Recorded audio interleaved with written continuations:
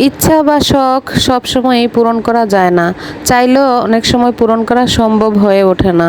Hello everyone, আসসালামু আলাইকুম। সবাই কেমন আছেন? শরীফাস লাইফস্টাইলে আপনাদেরকে স্বাগতম। তো আমি আজকে আপনাদেরকে দেখাবো আমার শখের এই ছাদ বাগানটা। অনেক দিনেরই শখ ছিল একটা ছাদ বাগান করব। ইচ্ছা থাকলেও কিন্তু করা সম্ভব হয়ে ওঠেনি।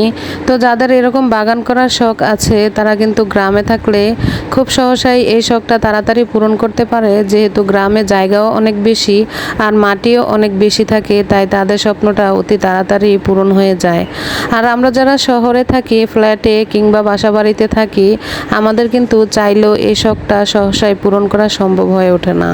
তো আজকে আমি আমার ছাদ বাগান আপনাদের সাথে শেয়ার করছি। এখানে আমি কি কি লাগিয়েছি। কলমি শাকগুলো যেগুলো বাজার থেকে কিনে এনেছিলাম খাওয়ার জন্য, সব শাকগুলো খেয়ে ডোগাগুলো আমি পানিতে ভিজিয়ে রেখেছি, হালকা শিকড় ছাড়লে পরে লাগিয়ে দিয়েছি।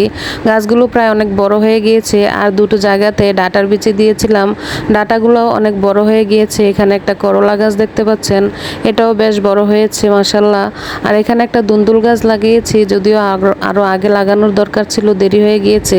দুন্দুল গাছটাও বেশ মোটামুটি ভালোই বড় হয়েছে। আর এখানে 3টা পুঁই শাকের চারা দিয়েছি। এই পুঁই শাকের চারাগুলো গ্রাম থেকে এনেছিলাম। এই বালতিতে দিয়েছি একটা পেঁপের চারা, দেখি পেঁপের চারাটা কত বড় হয়। আর এইখানে দিয়েছিলাম কিছু ধনিয়া পাতা, যেগুলোকে আমরা বিলাতি ধনিয়া পাতা বলে চিনি।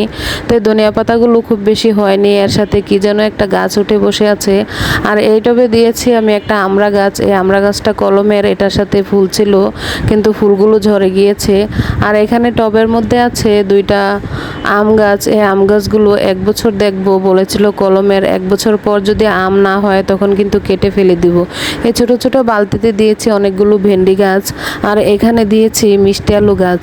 এই মিষ্টি আলু গাছগুলো আমি মিষ্টি আলুর লতা থেকে করেছি। আর এখানে অনেকগুলা ক্যারেটে দিয়েছি কচু শাক।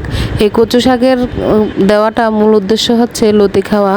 তো গ্রাম থেকে কচু শাকগুলো এনেছিলাম, মোটামুটি অনেক বড় হয়ে গিয়েছে। কচু শাকগুলো কিন্তু দেখতে অনেক সুন্দর হয়েছে। তো আরও বালতি আছে, এখানে ছোট ছোট আমের চারা দিয়ে দিয়েছি। আমের চারাগুলো একটু বড় হলে অন্য জায়গায় ট্রান্সফার করে লাগিয়ে দেব। আর ভেন্ডির চারাগুলো আস্তে আস্তে বড় হয়ে যাচ্ছে। আর একটা ছিল আমার কুমড়া গাছ এবং শশা গাছ। শশা গাছটা খুব বেশি বাড়ছে না, কুমড়া গাছটা অনেকখানি হয়ে গিয়েছে, অনেকগুলো শাক খেয়েছি। এখানে আরেকটা জায়গাতে দিয়েছি করলা গাছ।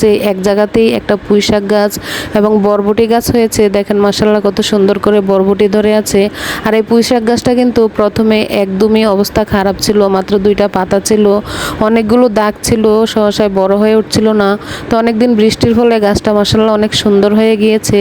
তো আমার গাছগুলো দেখতে কেমন হয়েছে, বিশেষ করে বরবটিগুলো কিন্তু দেখতে আমার কাছে খুব বেশি ভালো লেগেছে। তো আমরা যারা শহরে থাকি বা আপনারা যারা শহরে থাকেন, তারা কিন্তু চাইলেই ছাদে এরকম শখের একটা বাগান তৈরি করতে পারেন। তো কেমন হয়েছে ভিডিওটা এবং কে কোথা থেকে দেখছেন অবশ্যই কমেন্ট করে জানাতে ভুলবেন না। ভালো লাগলে লাইক কমেন্ট শেয়ার করবেন। আল্লাহ হাফেজ।